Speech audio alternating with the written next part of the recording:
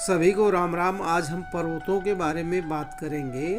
पर्वत, हर एक पर्वत का वैशिष्ट अलग अलग होता है, गुणधर्म अलग अलग होता है और बहुत लोगों को पर्वत के बारे में मालूम नहीं है, कंफ्यूज हो जाते हैं। जैसे हम लोग कोई रेखा जब हम यहाँ से खींचते हैं उस पर्वत तक बताते हैं तो हो सकता है आदमी कंफ्यूज हो जाता है। इसीलिए मैंने सोचा कि सबको पर्वत के बारे में बता दिया जाए, जिससे आदमी कंफ्यूज ना हो जाए और उसे मालूम पड़े कि हाँ, यह इस पर्वत पर हमारी वो अपने आप भी अपने हाथ के रेखाएं और पर्वत के बारे में जानकारी प्राप्त कर सकता है। चलिए हम आपको जानकारी देते हैं गुरु पर्वत के बारे में।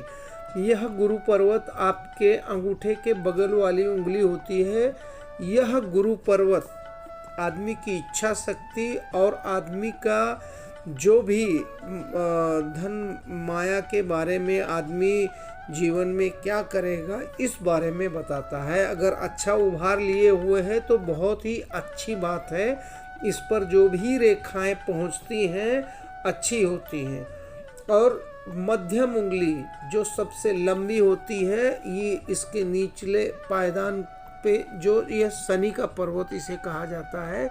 इस शनि पर्वत पर आदमी की योग्यता के बारे में, आदमी के एकांतता, जैसे कि आदमी के कई दबे हुए एकांतता भी पसंद करता है, लोगों के बीच में नहीं रहता है, इस तरह के बारे में भी बताता है।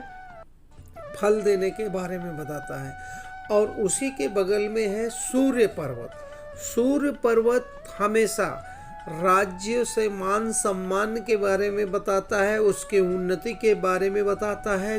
कला के क्षेत्र में बहुत कलाकार हो जाते हैं, बहुत जन चित्रकार हो जाते हैं।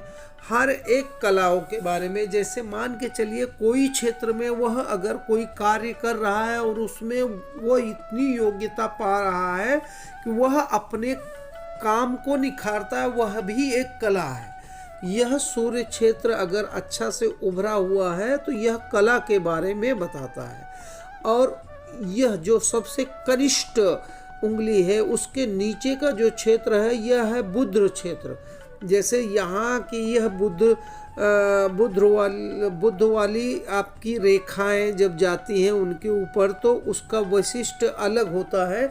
लेकिन बुध क्षेत्र अच्छा से विकसित हुए उभरा हुआ है, दबा नहीं है, तो यह व्यापार के बारे में बताता है, आदमी के बुद्धि के बारे में बताता है। बुध क्षेत्र का पर्वत जो बुध के नीचे का पर्वत है, यह बहुत ही अच्छे गुणों के बारे में बताता है अगर अच्छा उससे उभरा हुआ है तो। और यह जो मंगल का क्षेत्र है, जो हृदय रेखा और मस्तिष्क रेखा के जो बीच का, यह एक मंगल का क्षेत्र है। और यही मंगल का क्षेत्र जो शुक्र जीवन रेखा के बीच में, यहाँ भी एक मंगल का क्षेत्र बनता है। यह दो तरह का मंगल का क्षेत्र होता है। इसमें आदमी के पुरुषार्थ के बारे में, मेहनत के बारे में कि बहुत मेहनती होगा, बहुत ही शुरुआत के में परिश्रम करेगा। और अगर अच्छी तरह से इधर रेखा उभरी हुई है तो यह सेना के बारे में बताता है, चाहे वो पुलिस में करता हो, चाहे सेना में जाए, चाहे कोई फोर्स में जाए, यह सेना के बारे में बताता है। और यह जो शुक्र पर्वत है, यह हमेशा आदमी के भोग विलास के बारे में बताता है, उसकी सुंदरता के बारे में बताता है। यह शुक्र पर्वत हमेशा आदमी के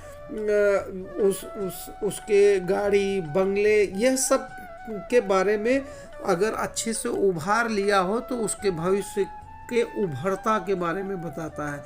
और चंद्र पर्वत, यह कल्पना शक्ति, यह अगर अच्छा उभार लिए हो तो यह कहानीकार, जो कहानीकार लोग होते हैं उन लोगों का ज़्यादा अच्छी तरह से उभरा हुआ और अच्छी जगह पे चंद्र पर्वत बना रहता है। चंद्र पर्वत की वैशिष्ट ये भी है कि अगर चंद्र पर्वत से कई रेखाएं निकल कर जीवन रेखा या भाग्य रेखा अलग अलग जगह जाएं तो यह आदमी को परदेश गमन के बारे में बताता है। तो आपको हमने गुरु पर्वत, शनि पर्वत, सूर्य पर्वत, बुध पर्वत और मंगल पर्वत मंगल पर्वत 2 क्षेत्र में है, यहाँ है और चंद्र पर्वत और शुक्र पर्वत। यह सभी बड़े मतलब मेन पर्वतों के बारे में बता दिया हूँ। हो सकता है आप हमारे से संतुष्ट हुए होंगे। अगर संतुष्ट हुए हैं तो कृपया करके बेल आइकॉन दबाएं और सब्सक्राइब कर लें मेरे चैनल को।